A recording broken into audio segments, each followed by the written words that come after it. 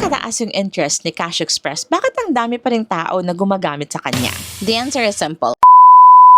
So, nakita ko na tong loan app na to dati. Well, actually, it's not even an app. I'm talking about Cash Express. In fact, I've already made a video about it dati pa. It's just that I wanted to go over it again kasi there were some info na hindi ko nasama doon sa video na yon. And while I was going over the comment section, meron pang mga tanong na hindi ko na-address. So that's why we are here. And if you want to know more about Cash Express, if you're interested, then please keep on watching.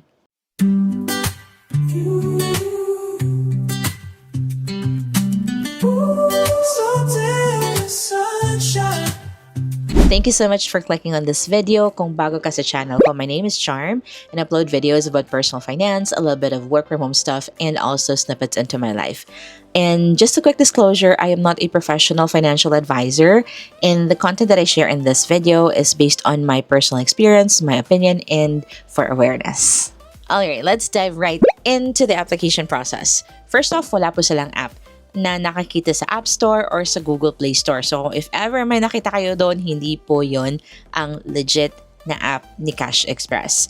So, in terms of legitimacy, I think I've already addressed that dati pa na it's definitely legit. It's SEC registered and accredited din sila as a submitting entity kay CIC. Definitely legit na legit ang Cash Express. Pagdating sa website, if you actually see there, yung application process, flash ko na lang yung screen, how to apply for a loan. As you can see, there are only 3 steps in the application process. Number 1, register. So, you just have to create your profile and then provide all your information, yung mga personal details mo. Kaya lang, in my case, parang nadadamihan ako sa mga hinihingi nilang information pagdating sa personal details. Compared to the other OLAs that I've tried before na like 1-2 pages lang to fill out your personal details. So yun lang, masyadong mahaba for me. Hindi ako sanay compared to ibang loan apps na na-try ko na. And then when it comes to the requirements, napakadali lang, isang document lang yung kailangan nila, and that is just one valid ID.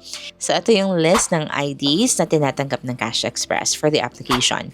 Now, when it comes to the part na papipilian ka how you want to receive the money, dalawa lang yung options doon. Either you select bank account or e-wallet. Now, if pinili mo yung e-wallet, just make sure na yung nilink mo na phone number mo, cellphone number mo, ay the same phone number na nakalink sa GCash account mo. Kasi doon nila ipapadala yung pera sa e-wallet na yon as soon as ma-approve ka. So now that we're at it, I just remembered, meron ding nagtanong kung paano ba siya bayaran. Well, you can easily repay your loan, your cash loan kay Cash Express using your online banking. Madali lang. And then, basically, requirements, you only need one single document. No pay slips, di mo na kailangan ng mga proof of payment, proof of income, pati nga character references, di mo na kailangan. Kasi in other loan apps or OLAs, you have to write at least 3 people yata as your character reference. So with Cash Express, you don't have to bother other people para makapag-apply dito. And of course, you only need one document, literally just one valid ID. After submitting your selfie and all, you'll get a text confirmation or an email that you have already been approved.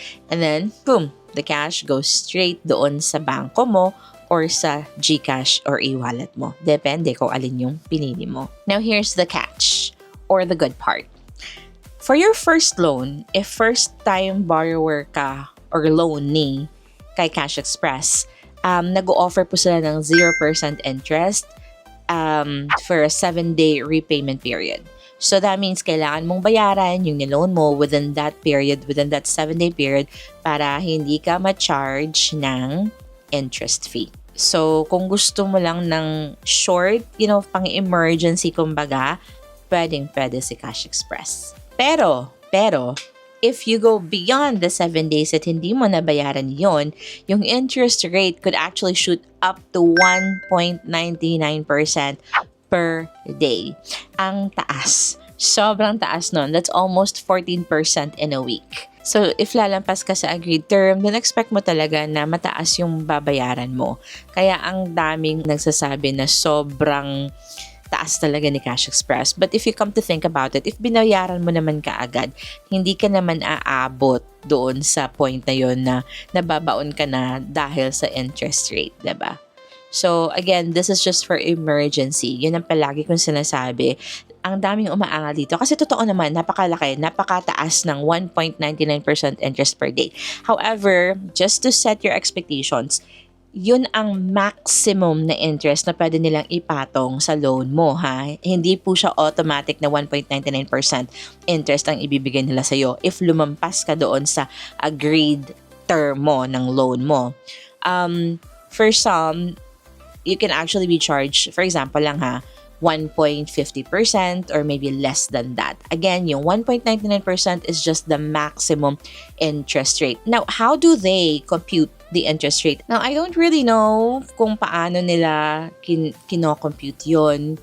But I think it's actually based on each person or each individual's credit history siguro. If you have a good credit history, then more likely they will offer you a better interest rate or something like that. Something to that extent.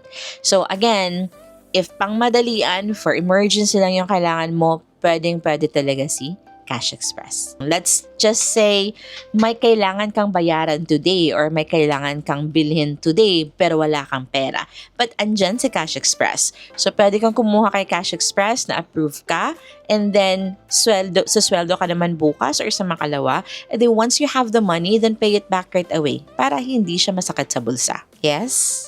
Pros and cons. Alright, so here are the pros.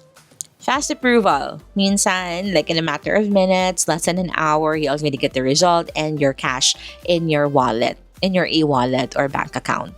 Number 2, no character references needed. Di mo na kailangan istorbohin yung mga kaibigan mo, mga kapamilya mo to help you with the loan or para ilagay yung mga pangalan nila dyan.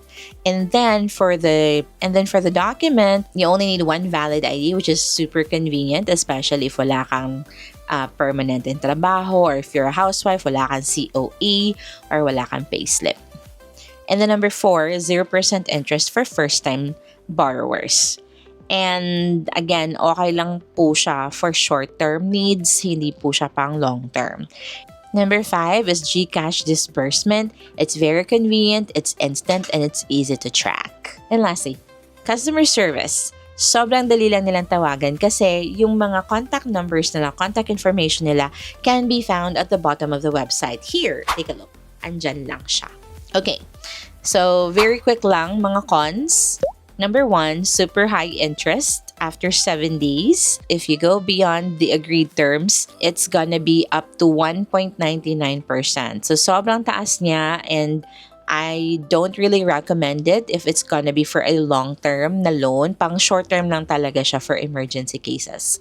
And then number 2, no mobile app. Some would actually consider it as a con kasi mas sanay sila na mayroong app. And it's very easy lang. More convenient kasi if nasa app compared sa website. So that's why I consider that as a con.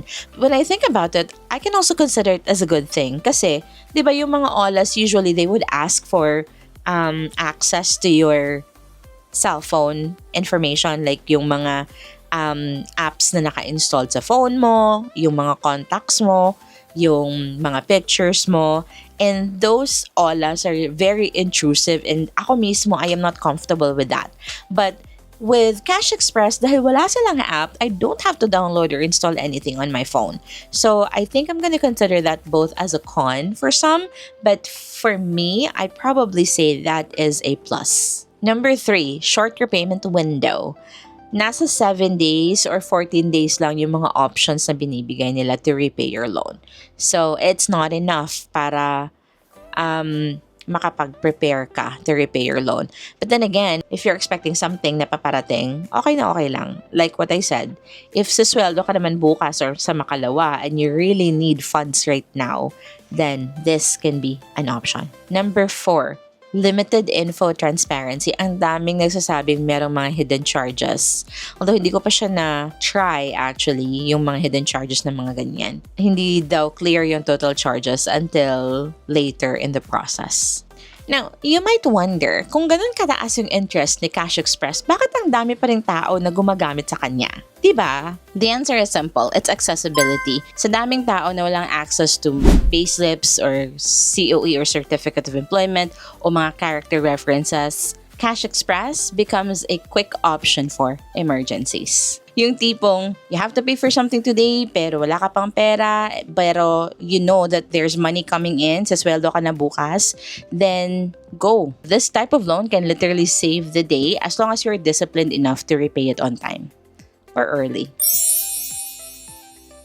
So my personal take on Cash Express, I think it's actually okay for emergencies, for short-term use, okay na okay siya. But if you are looking for something sustainable, something bigger and longer, then it's better to look for other options somewhere else. Cash Express is not something that I would recommend sa mga ganun. Look for other OLAs or siguro traditional banks where you can get a personal loan kasi doon mas mahaba yung repayment schedule mo and also mas lower yung interest rate. Again, quick cash, emergencies, okay si Cash Express.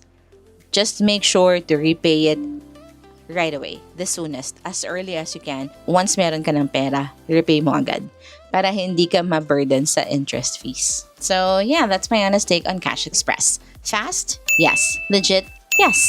Convenient? Definitely. But be smart about it because 1.99% is no joke. And if you have tried Cash Express, let me know in the comment section kung legit ba or it was a regret. And if you like this video, don't forget to give me a like and subscribe to this channel for more videos like this. Also share this to someone who might actually need it. Thank you so much for your time and I'll see you in the next one. Bye!